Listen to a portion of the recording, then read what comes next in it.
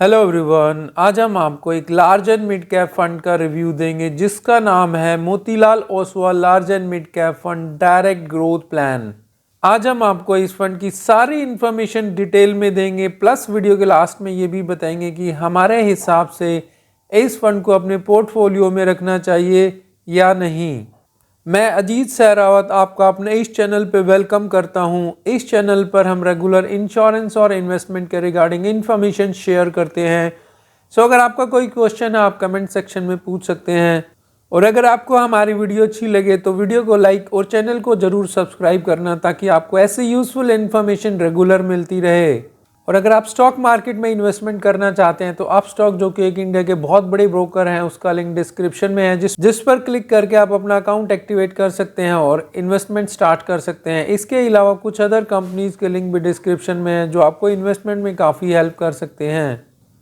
So fund का review start करते हैं। सबसे पहले बेसिक डिटेल्स के बारे में बात करते हैं। यह एक ओपन एंडेड स्कीम है जो कि मोतीलाल ओसवाल एएमसी कंपनी की है।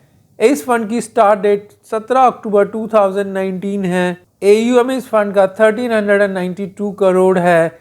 एक्सपेंस रेशियो 0.73% है, जबकि कैटेगरी एवरेज 0.89% है। बेंचमार्क इस फंड का निफ्टी 50 है।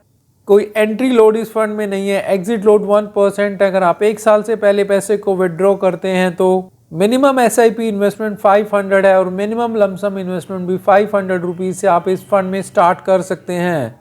इस फंड की परफॉर्मेंस की बात करें, जो कि एक बहुत इंपॉर्टेंट पैरामीटर होता है इन्वेस्टर के लिए, तो इस फंड ने लास्ट 1 ईयर में 8.83% के एनुअलाइज रिटर्न दिए हैं, जबकि कैटेगरी एवरेज 8.87% है।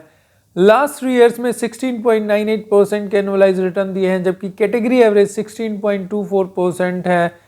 और जब से फंड स्टार्ट हुआ है तब से इस फंड ने करीब 18.62% के एनुअलाइज रिटर्न दिए हैं, जबकि कैटेगरी एवरेज 15.65% है। सो आप देख सकते हैं कि इस फंड ने अपनी कैटेगरी एवरेज को बीट किया है। इस फंड में लमसम इन्वेस्टमेंट की बात करें तो आज से एक साल पहले अगर आपने 10,000 rupees as a lump sum invest किए होते तो आज उसकी वैल्यू 10,887 रुपीज़ होती। 3 ईयर्स पहले इन्वेस्टमेंट की होती तो आज उसकी वैल्यू 16,014 रुपीज़ होती। और जब से ये फंड स्टार्ट हुआ है उस समय पे अगर आपने 10,000 rupees as a lump sum invest किए होते तो आज उसकी वैल्यू 17,770 रुपीज़ होती। इस फंड में SIP इन्वेस्टमेंट की बात करें तो आज से एक साल पहले अगर आपने 1,000 रुपीज़ की SIP स्टार्ट की होती तो आज उसकी वैल्यू 12,846 रुपीज़ होती। 2 ईयर्स पहले इन्वेस्टमेंट स्टार्ट की होती तो आज उसकी 26,499 रुपीज़ होती। और 3 ईयर्स में 1,000 रुपीज़ की SIP की इन्वेस्टमेंट 48,097 रुपीज़ होती। पोर्टफोलियो, इस फंड के पोर्टफोलियो की बात करें तो इक्विटी होल्डिंग करीब 99.97% है, जबकि अदर्स में 0.03%। सो मेजर इन्वेस्टमेंट इस फंड ने इक्विटी में की हुई है। मार्केट कैपिटलाइजेशन की बात करें तो लार्ज कैप में इन्वेस्टमेंट 37.28%, मिड कैप में 22.38% और स्मॉल कैप में 16.22% और अदर्स में 24.08% की इन्वेस्टमेंट है। जैसे कि ये large and mid cap fund है तो मेजर इन्वेस्टमेंट लार्ज और मिड कैप फंड में ही की गई है। इस फंड में टोटल नंबर ऑफ स्टॉक्स 34 हैं। पोर्टफोलियो टर्नओवर रेशियो इस फंड का 60% है, जबकि कैटेगरी एवरेज 126.05% है। पोर्टफोलियो टर्नओवर रेशियो यह बताता है कि कोई भी फंड में जो फंड मैनेजर है अपने स्टॉक्स को कितना फ्रीक्वेंटली चेंज करते हैं, और इस फंड के जो फंड मैनेजर है बहुत स्टॉक्स को फ्रीक्वेंटली चेंज नहीं करते हैं क्योंकि अपनी कैटेगरी एवरेज से काफ़ी बिलो है। इस फंड के टॉप 10 होल्डिंग्स की बात करें तो ICICI बैंक में करीब 7% की इन्वेस्टमेंट, फोर्टिस हेल्थ केयर में 4.85% की, टाइटन कंपनी लिमिटेड में 4.03% की, स्टेट बैंक ऑफ इंडिया में 3.57% एक्सेट्रा की इन्वेस्टमेंट है। इस फंड के रेटिंग्स की बात करें तो मोस्टली रेटिंग एजेंसीज ने इस फंड को 3 और 4 स्टार्स की रेटिंग्स दी हुई है, जो कि एक अच्छी रेटिंग्स में काउंट की जाती है। क्रिसिल्स जो इस फंड ने रेटिंग्स दी हुई है उसने 3 स्टार्स की रेटिंग्स दी हुई है, जो कि एक बहुत ही अच्छी रेटिंग एजेंसी है।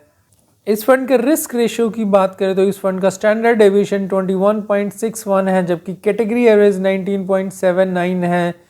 स्टैंडर्ड डेविएशन ये बताता है कि कोई भी फंड कितना रिस्की और वॉलेटाइल है और इस फंड का स्टैंडर्ड डेविएशन काफ़ी हाई है।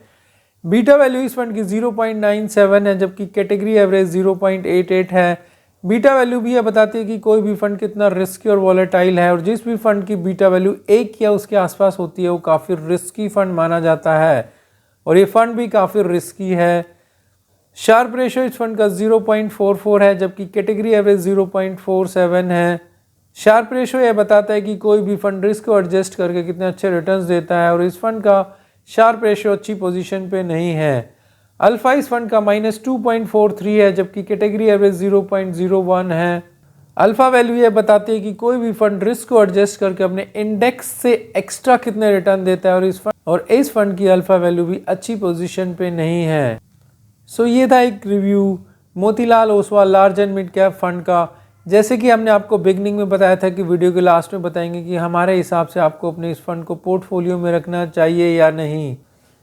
देखिए इस फंड ने रिटर्न्स काफ़ी अच्छे दिए हैं बट यह फंड बहुत ही कम एक्सपीरियंस है। अभी से इसके बारे में प्रोडिक्ट करना कि फ्यूचर में अच्छे रिटर्न्स होंगे थोड़ा मुश्किल होगा, क्योंकि जो रिटर्न्स इस फंड ने पास्ट में दिए हैं उस समय पे मोस्टली सभी फंड्स ने अच्छे रिटर्न दिए हैं, क्योंकि कोविड में मार्केट बिल्कुल डाउन गई थी और उसके बाद जो बाउंस बैक मार्केट ने किया था उससे काफ़ी अच्छे रिटर्न्स आए थे। सो हमारे हिसाब से अभी इस फंड में इन्वेस्टमेंट नहीं करनी चाहिए, आपको दूसरे फंड की तरफ देखना चाहिए। बट ये हमारी अपनी ओपिनियन है, आप अपनी इन्वेस्टमेंट अपने हिसाब से कर सकते हैं, हमारी कोई सजेशन कोई रिकमेंडेशन नहीं है। सो ये था एक review Motilal Oswal large and mid cap fund का। लाइक और सब्सक्राइब कीजिए अगर आपको वीडियो अच्छी लगी हो तो। Finally thank you for watching.